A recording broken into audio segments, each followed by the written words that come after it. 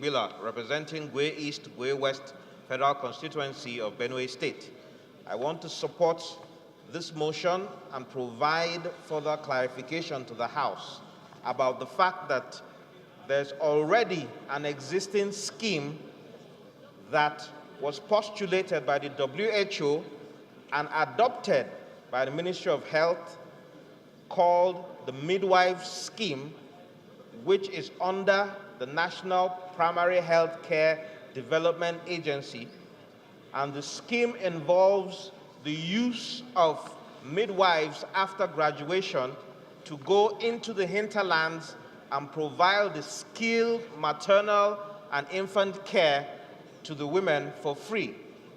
All the states and local governments are stakeholders in that scheme, and they're supposed to provide stipends and logistics to these midwives. I think it is important for us as a House to find out the status of that scheme, because I am aware as we speak that for over a year and several months, those midwives have not been paid. They have not been absorbed into the workforce of those states. This is something that concerns every single member here, because these midwives are deployed all over our constituencies and our local governments.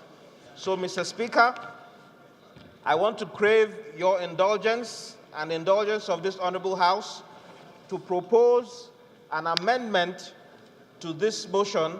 Since I have your leave to speak now, Mr. Speaker, I want to propose an amendment that the House mandate the Committee on Health Services to investigate the current status of the midwife scheme under the National Primary Health Care Development Agency, adopted by the Ministry of Health to address the issues of maternal and infant mortality in Nigeria and the reported lack of payment or absorption of the midwives under this scheme for over 1 year, and report back to the House with recommendations within 1 week.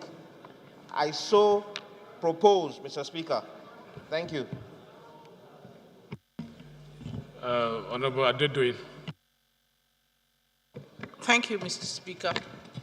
My name is Princess Olufunke Adedoyin. I represent Irepo Ekiti, Okero, and it's the Federal Constituency of Kwara State. Mr. Speaker, honorable colleagues, we owe a debt of gratitude to my honorable colleague for moving this motion. I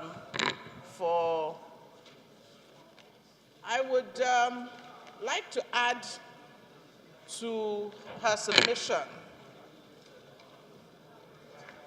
Mr. Speaker, in 2004-2005, a study was developed in Nigeria with the assistance of the World Bank.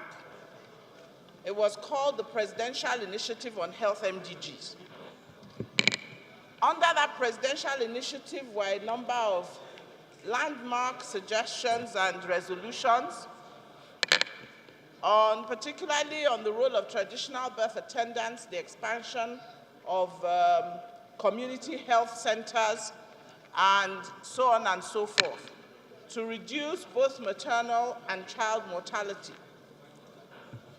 Maternal and child mortality were steps of the Millennium Development Goals, and they have been transferred to form part of the Sustainable Development Goals. I would like, Mr. Speaker, to propose an amendment that both the Committee on Health Institutions, as moved by my colleague, Hon Mark Gbillah, as well as the Committee on SDGs, because I am aware that there's substantial funding for maternal and child mortality within the SDG program. So I would like to propose an amendment to the amendment, if I may, Mr. Speaker. Once again, thank you for the privilege. The last contributor will be Honorable EJ.